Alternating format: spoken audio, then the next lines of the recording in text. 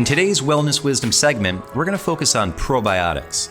When patients see me in my practice, they often leave with a prescription to take probiotics.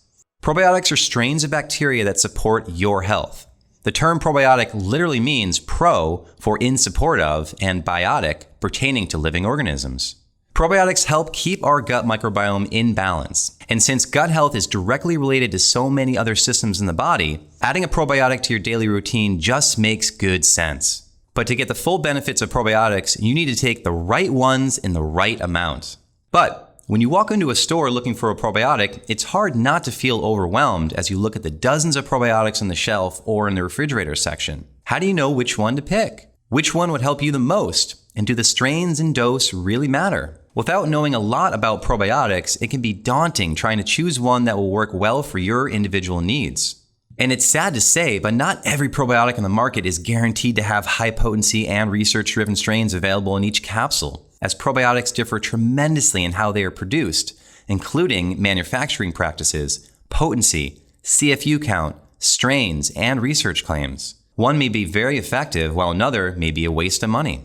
So here are some of my top tips for how to choose the right probiotic without relying on marketing appeal, like how cool the bottle looks.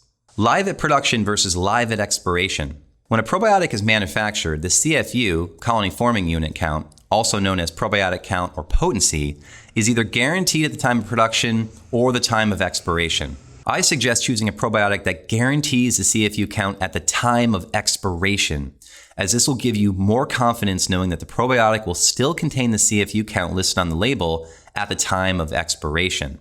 Variety of species. There are 3 basic classes of probiotics to look for on the label, and I typically recommend a combination of all 3. Lactic acid producing bacteria, such as Lactobacillus or Bifidobacterium species. Yeast-based probiotics, such as Saccharomyces boulardii or Saccharomyces cerevisiae. Soil-based organisms or spore-forming probiotics, such as Bacillus species. CFU, colony-forming unit count. I like to suggest a probiotic that contains at the very least 2 billion CFUs or organisms.